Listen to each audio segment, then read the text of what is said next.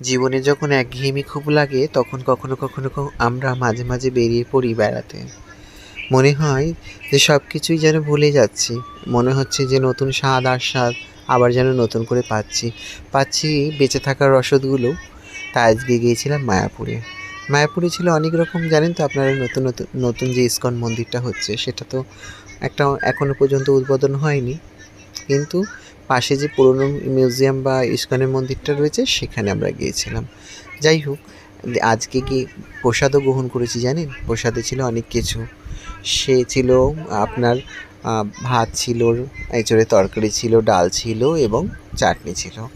ভালোও লাগছিলো জানেন, সবাই একসঙ্গে বসে একসঙ্গে খাওয়া দাওয়া, তার মজাটাই ছিল আলাদা। আমরা আনন্দ করেছি প্রচুর জানেন, সবাই মিলে সারা দিন ভোর হই হুল্লোড় করতে করতে যেন সারা দিনটাই কেটে গেছে।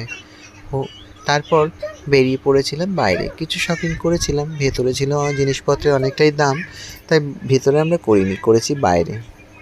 এবং অনেক আনন্দ হয়েছে, প্রত্যেকে সবাই মিলেমিশে একসঙ্গে ছিলাম। সারাদিনটা কীভাবে কেটে গেল, আপনারা কে কে গিয়েছিলেন মায়াপুরে একটু জানাবেন তো, আর কমেন্ট